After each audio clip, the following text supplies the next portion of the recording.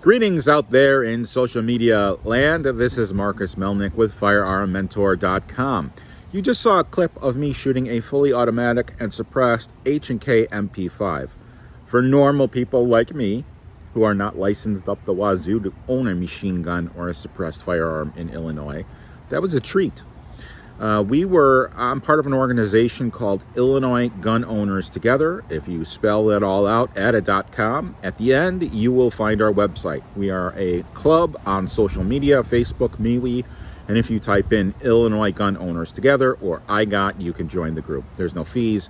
It's just kind of a fraternal club, so to speak. So we have several shooting events throughout the year. This one was this past weekend at Buffalo Range in Ottawa, Illinois. It's an open range. Anyone can go. We just happen to have a group of people there from our organization. And a guy by the name of Benjamin Ferdinand from BenjaminSpecialties.com. Here's my shout out to you. Is licensed up the wazoo. He's an FFL. He does transfers.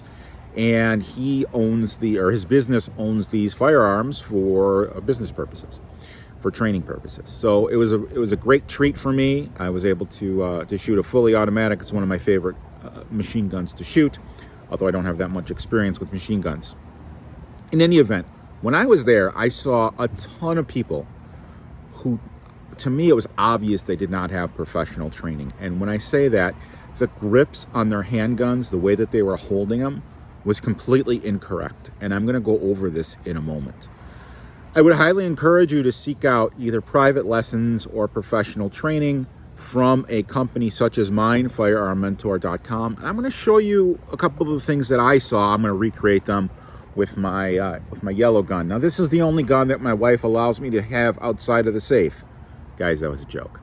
All right, so you can see it's not a real gun.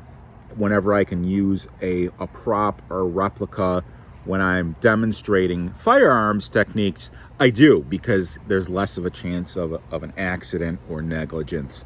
Never had any negligence or accidents with my firearms. I don't want to start, so I use a prop.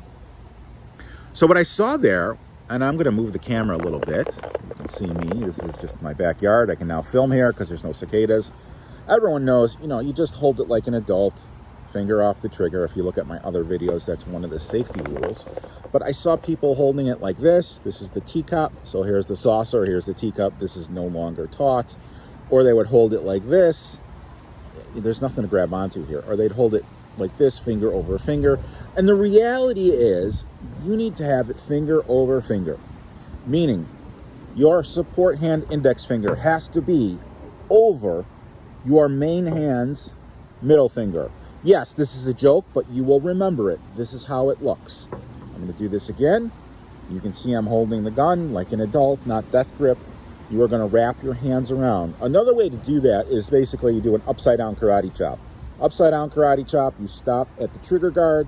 Your hands are in the right place. Now, if you look on one side of the gun, this is the appropriate way to do it. My thumbs are both going to be pointed at the target. This is going to give you the most control. Now, when you are at a shooting range and you're shooting at paper targets, it doesn't make that much of a difference. But if you train the way that you play and you think of going to the shooting range as a scrimmage for your upcoming game, which would be a self-defense incident, you want to practice and get into the habits and get the right muscle memory. Hope this makes sense. So I did see some weird grips, and every time they shot, it was just an immense recoil, much more than it needed to be. Your support hand actually controls the firearm after the bullet leaves the barrel. So the tighter you have the left hand, your support hand, if you're right-handed, it's your left hand. If you're left-handed, it's your right hand. The less pop or the less recoil or movement off the target you're going to experience. This is not that important if you're just going to a range and shooting at a paper target, but if you become in a self-defense incident, many times it requires more than one shot to stop an attack, and we always shoot to stop an attack.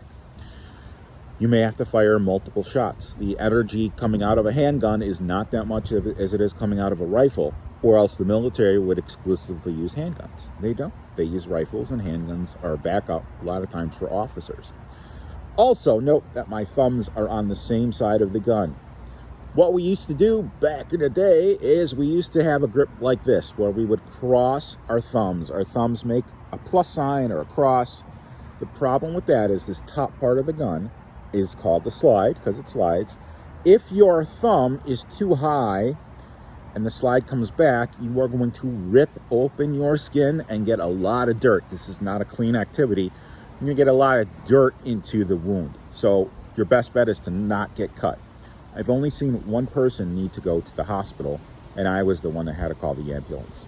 It was not in my class. It was when I worked at a shooting range and someone was shooting. They booked a booth. They were shooting unsupervised, and they cut themselves, came out, asked for a Band-Aid, went back in, cut themselves again, but this one was pretty bad. And we had to call 911 because he needed to be transported to the hospital. He was alert, oriented, breathing. I mean, he wasn't critically injured, but he did need some medical intervention. So, proper way to hold the gun is you are going to hold it with your strong hand.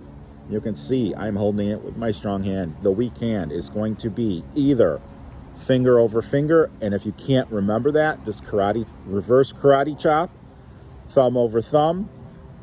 Your thumb can touch the slide. You will feel it move, but it won't hurt you. You can have it on the frame, you can have it on the slide. There's textbook ways to do this, but the reality is, as long as your thumbs are out of the way of the slide. Now, other instructors are going to disagree with me. If you can hit your target like this, plus sign, hook thumbs, however works for you, there's nothing wrong with it. Textbook says you should be thumb over thumb, and your left thumb should be ahead. This is just for a semi-automatic. A revolver is a little bit different, and I can go into that in a different video. If you like this video, please visit my website. There's going to be a link to it, firearmmentor.com. I'd encourage you to go on Facebook or Mealy and join G.A.T, or go to IllinoisGunOwnersTogether.com and sign up for an account. It's free. Information just gets sent out on a regular basis. And if you're looking for federal firearm licensee transfers, I recommend Benjamin Specialties. He's located in Libertyville, Illinois, and that website is benjaminspecialties.com. Thank you once again for watching. If you enjoyed this video, please like, share, and subscribe. I will come at you next week with another video. Thank you for watching.